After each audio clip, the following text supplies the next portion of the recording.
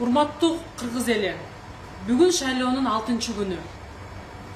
Мен 6-күн болгондо эле элди кыдырып, көп адамдар менен сүйлөшүп бүтүп, бүгүн мен бир жыйынтыкка келдим. Ленин районунда кайрадан шайлоо бузулат экен.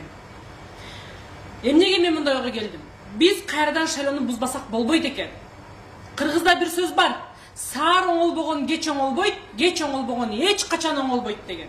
Булар дагы деле оңолбоптур. Мен апрель айында, май айындагы шайлоого барган эмесмин. Эмне үчүн барган эмесмин?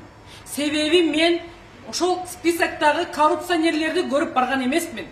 Кайра эле мурдагыдай парламентке коррупционерлер, акча менен келгендер барат деп ойлогонмун. Мен ойлогондой эле болуп, жыйынтыгы мына элдин чөнтөгүнө түшкөн бале болду. Көрдүңүздөр.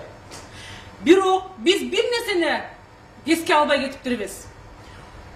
Ошол жерде сатып алгандар кармалып, сатып алгандар бүгүнкү күндө соттолуп, сатып аткандар соттолбой калыптыр.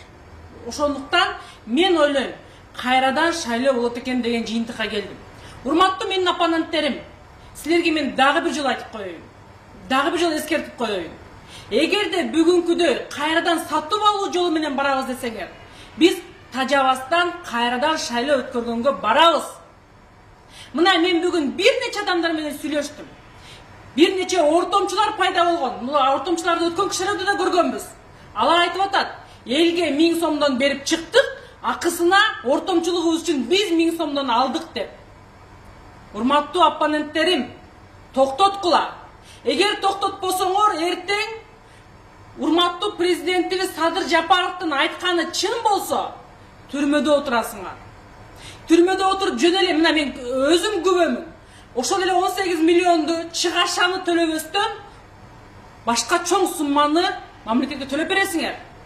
Эгерде ошол нерсеге баргыңар келбесе, сабак алсаңар, бүгүн сатып алууну токтоткула. Мен көпчүлүгүнө барсам, кеч калып калдыңыз, биз уже акчасын алып алдык деп атышат. Биз уялып атабыз, кече жолубузга шагыл туз төгүп берди. Жолубузга канализация коюп берген фирмалар келип алып, бизди силер бизден карысыңар, биз кылып бердик деп жатышат. Урматтуу оппоненттерим, эгерде силер патриот болсоңор, сатып алууга жол бербегиле. Мен буну өзүм үчүн эмес, мен мамлекетке күйгөнүм үчүн айтып атам. Мен буну элге күйгөнүм үчүн айтып атам. Урматтуу элим, ар бир оппонент көп болсо 5000 адамга акча бергендир. Көп болсо 10 000 адамга акча бергендир. Мейли 20 000 адамга акча берсин. Бирок биз Ленин районунун шайлоочулары 130 000 биз. Урматтуу шайлоочулар, акчаны баарына берип жеткизе албайт. Ошон үчүн акча албагандар, акча ал элеттер, акча албагыла. Акча алып алгандар акчасын кайтарып бергиле. Чын, таза, жигитче болуп көрбөгөнү таза шайлоо өткөрөлү. Мыйзамды сыйлайлы. Мен мыйзамды сыйлап, ар бир шагымды контролдоп баратам, ар бир шагымды көзөмөлдөп баратам. Урматтуу шайлоочулар, 130 000дин баарына акча берип бүтө албайт. 5 000 алсын, 10 000 алсын, калганыңыздар ойгонуп, кегиле, бизге окшогон таза жаштарды шайлагыла. Болбосо эртең силердин тагдырыңарды, келечегиңерди сатат. Ошол эле 1000 сомго, 5000 сомго сатат, 1000 сомго сатып алып бүгүн. Урматтуу элим, урматтуу кыргызстандыктар, буга бардыгыбыз бирге турушубуз керек экен.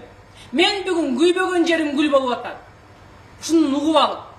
Урматтуу туугандар, биз келгиле баарыбыз бирге Садыр Нуркожоевичке кайрылалы. Мен уккан маалыматты ГКМ укпай калыптырбы? Мага жеткен маалымат президентке жетпей атат дейсиңерби? Мына ГКМ менен кырышам, президент менен кырышам деп кетип атышат. Мен кече анын партиясынан болчумун деп кетип атышат.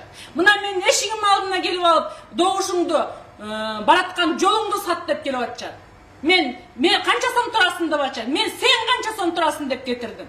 Ошон үчүн айтар элем, урматтуу туугандар, токтоткула. Урматтуу президент, урматтуу Камчыбек Кыдыршаевич, токтоткула. Мен уккан мендеги бар маалымат сиздерде дагы бар. Коррупционерлерди, жер саткандарды, мына аким болуп турушуп, бүт жерлерди арендага бергенге адам издеп жүргөндөрүн көргөнбүз. Вице-мэр болуп турушуп, мына балдарына тендерлерди уттуруп, бүт мамлекеттин акчаларын жегендерин мына кече маалыматтар чыкты.